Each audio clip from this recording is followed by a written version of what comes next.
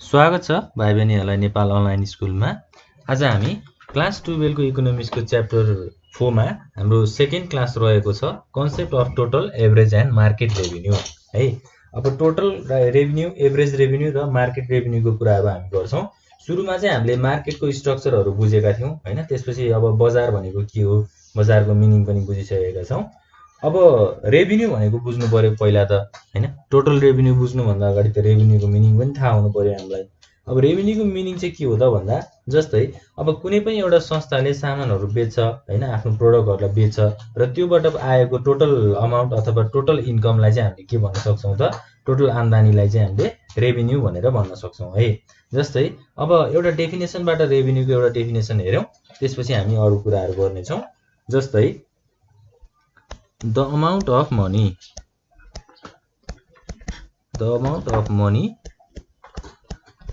that a firm receives from selling a quantity of products is called revenue। ल यो डेफिनेसनले पनि के भन्यो त, कुनै पनि सामानहरू कुनै पनि अब प्रोडक्टहरू बेचिसकेपछि त्योबाट आउने पैसालाई चाहिँ हामीले रेभिन्यू भनेर भन्छौं। जस्तै अब एक्जाम्पलमा लिन सकिन्छ। जस्तै if a firm produces 10 kg of rice, कुनै एउटा संस्थाले चाहिँ 10 किलो चामल उत्पादन गर्छ र एन्ड सेल्स देम, र त्यसलाई बेच्छ, सेल्स देम। अब जस्तै अब 10 केजी राइसको चाहिँ उसले टोटल प्राइस चाहिँ कतिमा बेच्छ त, टोटल प्राइस इज ₹1000। ल 10 केजी चामलको चाहिँ 1000 रुपैयाँमा उसले बेच्छ भने अब यो 1000 रुपैयाँ चाहिँ त्यो यो फर्मको लागि अथवा यो संस्थाको लागि के हुन्छ त, उसको रेभिन्यू हुन्छ। उसको टोटल रेभिन्यू चाहिँ कति हुने भयो त, 1000 रुपैयाँ हुने भयो। जुन सामान उसले प्रोड्युस गरेको छ त्यसलाई बजारमा उसले मूल्यमा बेचिसकेपछि त्यो मूल्यलाई नै हामीले रेभिन्यू भनेर बुझ्न सक्छौं।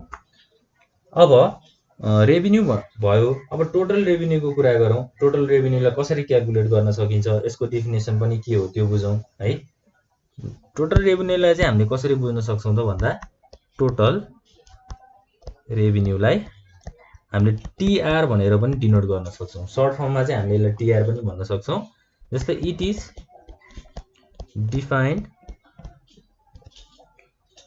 defined as the total sales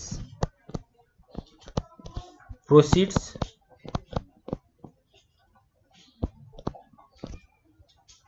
of a firm, कुनै पनि संस्थाको टोटल सेल्स, टोटल बिक्री भएको, जस्तै टोटल सेल्स फ्रम अ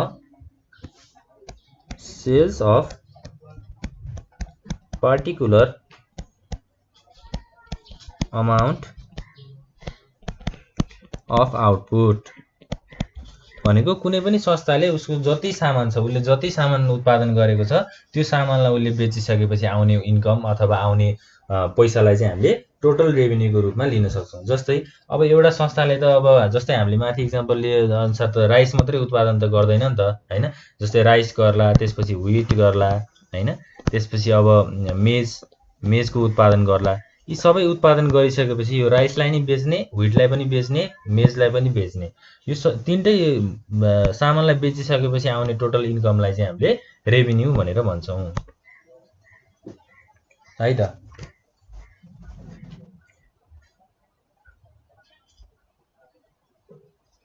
अब टोटल रेभिन्यूको हामीले म्याथमेटिकली यसलाई कसरी हेर्न सकिन्छ त्यो पनि हेरौं। जस्तै म्याथमेटिकली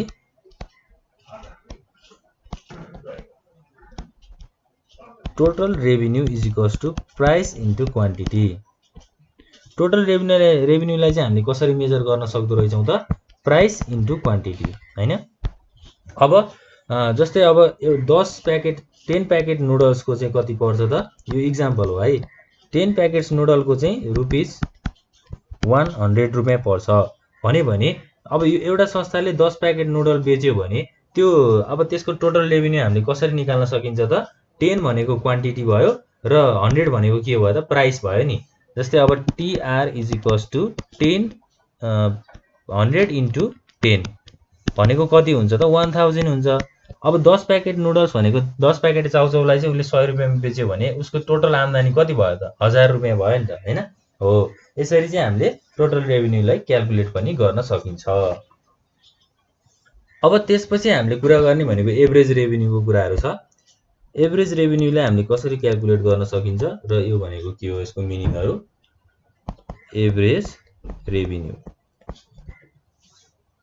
रेभेन्यू भनेको चाहिँ अब यो the amount of firm receives per unit of output sold हैन। कुनै पनि अब उनीहरुले आउटपुटहरु सेल गरिसकेपछि पर युनिटको हिसाबमा चाहिँ उनीहरुले पैसाहरु रिसिभ गर्छन् अथवा मनीहरु रिसिभ गर्छन् भनेको पैसा नै कुरा भयो हैन। त्यो कुराहरुलाई चाहिँ हामीले के भन्न सक्छौं त एभरेज रेभेन्यूको रूपमा लिन सक्छौं। जस्तै अब यसलाई एकचोटी म्याथमेटिकल वेमा एक्सप्रेस गरेर हेर्दाखेरि चाहिँ यसको कुराहरु बुझिन्छ हामीले। जस्तै AR एभरेज रेभेन्यूलाई चाहिँ हामीले AR भनेर पनि डिनोट गर्न सक्छौं सर्ट फर्ममा। AR is equals to total revenue divide by quantity. के भनेको छ त एभरेज रेभेन्यूलाई चाहिँ हामीले कसरी मेजर गर्न सकिन्छ त टोटल रेभेन्यू जति आएको छ त्यसलाई हामीले क्वान्टिटीसँग डिभाइड गर्यौं भने एभरेज रेभेन्यू आउँछ। एभरेज रेभेन्यूलाई चाहिँ हामीले यसरी पनि क्याल्कुलेसन गर्न सकिन्छ। जस्तै अब टोटल रेभेन्यू भन्ने बित्तिकै प्राइस इन्टु क्वान्टिटी भयो हैन। Price into quantity divide by quantity भनेको लास्टमा के नै हुन्छ त प्राइस हुन्छ। Average revenue is equals to price. Average रेभेन्यूलाई मूल्यसँग हामीले तोक्न पनि सक्छौं। Therefore AR is equals to P। Average revenue भनेकै के रहेछ त कुनै पनि सामानको मूल्य हैन। कुनै पनि सामानको प्राइस चाहिँ हामीले त्यसरी पनि बुझ्न चाहिँ सक्छौं। ल अब आउँछ हाम्रो मार्जिनल रेभेन्यूको कुराहरु। मार्जिनल रेभेन्यू यो भनेको चाहिँ के हो भन्दा यो चाहिँ एउटा extra revenue obtain from the sale of one more unit of output. जस्तै अब सामान त हामीले बेच्छौं हैन। त्यो सामान बेचेको अझै वान मोर युनिट भनेको अझै बढी सामान बेच्यो भने चाहिँ कति आउँछ त हैन। इन्कमहरु कति हुन्छ त भन्ने। जस्तै marginal revenue is additional revenue generated by selling an additional unit of output हैन। एउटा एडिशनल युनिट अफ आउटपुटलाई हामीले सेल गर्यौं भने आउने हाम्रो रेभेन्यूलाई चाहिँ हामीले मार्जिनल रेभेन्यूको रूपमा लिन सक्छौं। अब टोटल रेभेन्यू चेन्ज भयो भने के हुन्छ त मार्जिनल रेभेन्यूमा पनि चेन्ज आउँछ हैन। यसलाई म्याथमेटिकली एक्सप्रेस गर्दाखेरि चाहिँ हामीले के भन्न सकिन्छ त marginal revenue is equal to change in total revenue divide by change in के हुन्छ त हाम्रो क्वान्टिटी सोल्ड। कति क्वान्टिटी बेचिएको हो अथवा कति क्वान्टिटी सेल भएको हो त्यसलाई हामीले टोटल रेभेन्यू हैन। टोटल रेभेन्यूमा कति चेन्ज आयो त्यसरी हामीले डिवाइड गर्यौं भने के आउँछ त हामीलाई मार्जिनल रेभेन्यू आउँछ। ल म्याथमेटिकली चाहिँ हामीले यसलाई यसरी पनि एक्सप्रेस गर्न सक्छौं। अब तीनटा कन्सेप्टहरु त हामीले बुझ्यौं हैन। टोटल रेभेन्यू भनेको के हो, एभरेज रेभेन्यू भनेको के हो र मार्जिनल रेभेन्यू भनेको के हो त्यो हामीले बुझ्यौं। अब हामी के कुरा गर्छौं त derivation of TR, AR and MR under perfect competition and monopoly market. Perfect कम्पिटिसनको रूपमा चाहिँ हामी पहिला हेर्छौं। पर्फेक्ट कम्पिटिसनमा हामीले अगाडि डेफिनेसन भन्नु पनि गरिसकेका छौं अघिल्लो क्लासमा हैन। पर्फेक्ट मार्केट कन्डिसन भनेको चाहिँ के हो भन्दा कुनै पनि बायर र सेलर बीच चाहिँ एउटा लार्ज नम्बर अफ ह्युज नम्बरमा चाहिँ किन्ने र बेच्ने होमोजिनियस प्रोडक्टलाई चाहिँ किन्ने र बेच्ने काम हुन्छ भने त्यसलाई हामीले पर्फेक्ट कम्पिटिसन मार्केट भनेर भनेका थियौं। अब डेरिभेसन हैन टोटल रेभेन्यू, एभरेज रेभेन्यू र मार्जिनल रेभेन्यूको डेरिभेसन चाहिँ पर्फेक्ट कम्पिटिसन मार्केटमा के कस्ता हुन्छन् भनेर हामी अब बुझ्छौं। यसलाई चाहिँ हामीले एउटा टेबलबाट शो गर्न मिल्छ। जस्तै अब derivation of TR, AR and MR under perfect competition market। ल अब एउटा टेबल सिधै हामी टेबलमा जाउँ हैन। पर्फेक्ट कम्पिटिसन मार्केट भनेको चाहिँ के हो हामीलाई थाहा छ। अब हामी टेबलबाट बुझ्छौं के कस्तो हुँदो रहेछ त कुराहरु। ल फर्स्ट कोलममा चाहिँ हामीले क्वान्टिटी सोल्ड राख्छौं। त्यसैगरी सेकेन्ड कोलममा हुन्छ प्राइस, थर्ड कोलममा चाहिँ टोटल रेभिन्यू, फोर्थमा एभरेज रेभिन्यू र फिफ्थमा चाहिँ marginal revenue.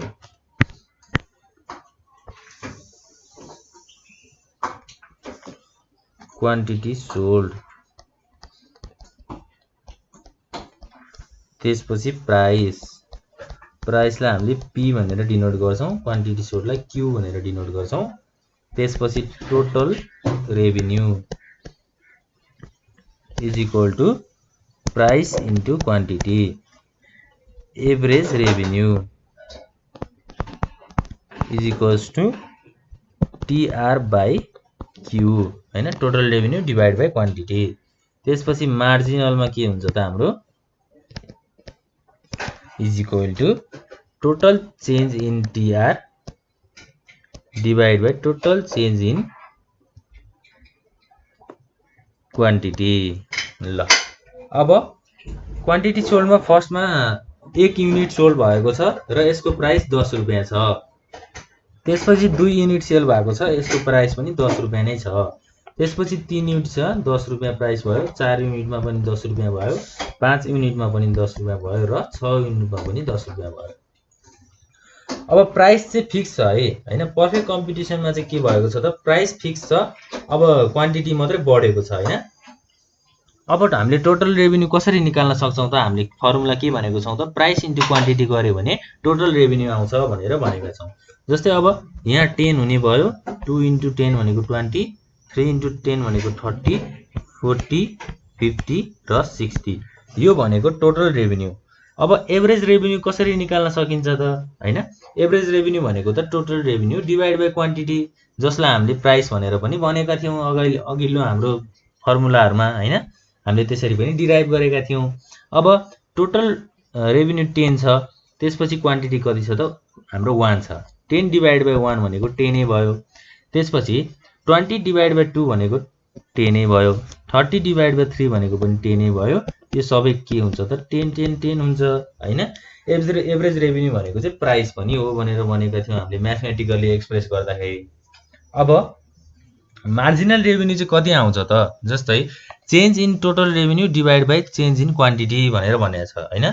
Change in total revenue कति छ त यहाँ 10 10 20 भनेको 10 को डिफरेन्स भयो, 20 र 30 भनेको 10 को डिफरेन्स भयो, त्यसपछि 30 र 40 भनेको 10 को डिफरेन्स भयो, 40 र 50 भनेको 10 को डिफरेन्स भयो र 50 टु 60 भनेको पनि 10 को डिफरेन्स भयो।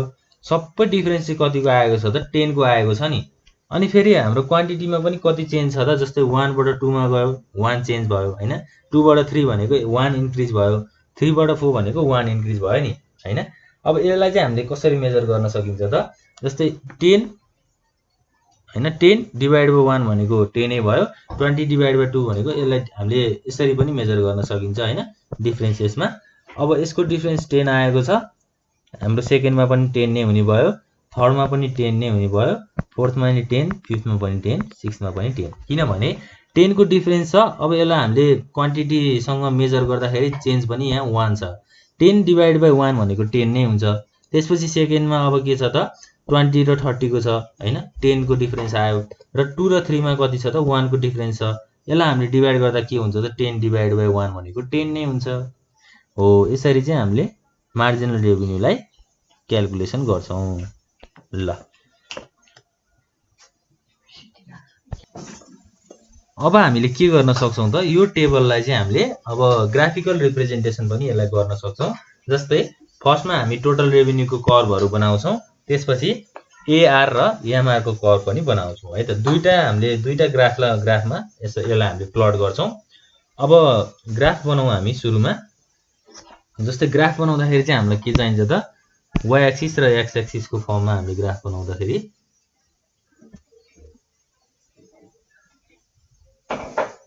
ल यो चाहिँ हाम्रो अलि ठुलो बनाउँदाखेरि चाहिँ हामीलाई सजिलो हुन्छ होला है।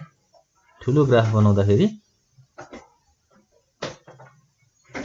ल यो भयो, यो y एक्सिस भयो, यो x एक्सिस भयो हैन। त्यसैगरी अब हामीले y एक्सिसमा चाहिँ टोटल रेभिन्यूको कुराहरु गर्छौं। टोटल रेभिन्यू, त्यसपछि x एक्सिसमा चाहिँ क्वान्टिटी। क्वान्टिटी कति सम्म छ त हाम्रो 1 2 3 4 5 6 1 2 3 4 5 6 हैन। अब टोटल रेभिन्यू चाहिँ कति सम्म पुगेको छ त 10 देखि 60 सम्म पुगेको छ म्याक्सिमम भनेपछि 10 20 30 40 50 60।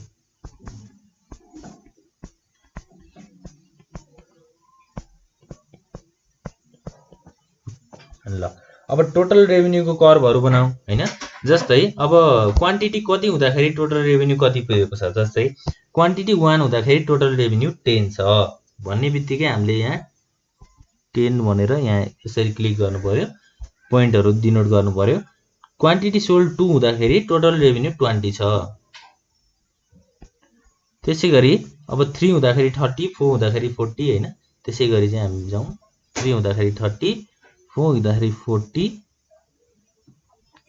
30 त हाम्रो यहाँ छ नि हैन 30, त्यसपछि 40, 5 हुँदाखेरि यसको 50 छ र 6 हुँदाखेरि कति छ त 60 छ। अब यसलाई चाहिँ हामीले एउटा कर्भ बनाउँछौं यहाँबाट।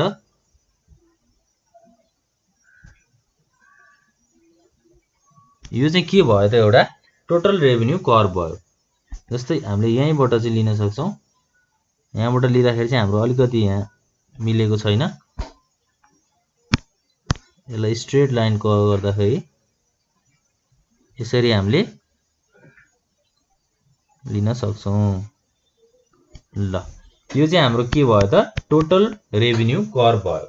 अब यसैगरी हामीले एआर र एमआर को पनि कर्भहरु बनाउँछौं। एआर र एमआर को कर्भ बनाउँदाखेरि चाहिँ कस्तो स्टेटको कर्भहरु बन्न सक्छ त हामीले इमेजिन गर्दाखेरि, जस्तै एआर भनेको 10 को लेभलमा छ सबै हैन। प्राइस भनेको पनि सबै 10 मा फिक्स छ भनेपछि y एक्सिस र x एक्सिस भयो एआर एन्ड एमआर। त्यसपछि यता क्वान्टिटी, क्वान्टिटी त हाम्रो 1 2 3 4 5 6 नै हुने भयो। 6 वटा क्वान्टिटी छ हामीसँग, 6 unit 1 2 3 4 5 6।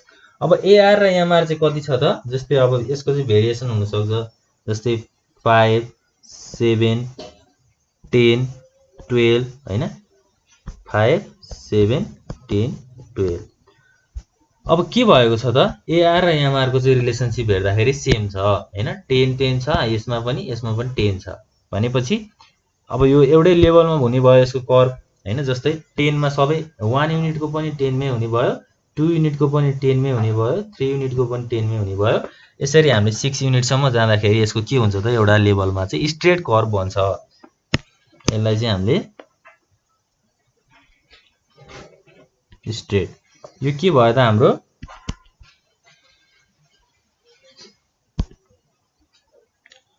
AR is equals to MR is equals to price. AR is equal to MR is equal to price भनेको सबै एउटै लेभलमा छ भनेर भन्न खोजेको हो। यसरी चाहिँ हामीले दुईटा derivation of TR AR and MR को रिलेसनशिप चाहिँ यसरी पनि बताउन सक्छौं। ल अब यो टेबल हामीले बुझ्नु पर्यो, टेबलमा के भनिएको छ पहिला हैन। अब फर्स्टमा त हामीले आज के कुरा गरेका छौं त हाम्रो concept of total average and market revenue हैन। त्यसका डिफिनेसन्सहरु र हामीले मेन अब एक्जाम्पलमा बुझ्नु पर्यो भनेको यही टीआर को कुराहरु, एआर को कुराहरु र एमआर को हो। यसलाई म्याथमेटिकली हामीले यसको फर्मुलाहरु पनि जान्नु पर्ने हुन्छ र एक्जाममा यो क्वेशनहरु सोध्यो भने यसरी टेबल बनाएर यसरी ग्राफमा प्लट गरेर आफ्नो क्वेशन्सहरु कम्प्लिट गर्नु होला हैन। यति भन्दै अब आजको हाम्रो टपिक चाहिँ लगभग यहाँ सकिएको छ। अर्को क्लासमा चाहिँ हामी मोनोपोली मार्केटको कुराहरु लिएर आउने छौं। यति भन्दै आजको क्लास यही इन हुन्छ। Thank you.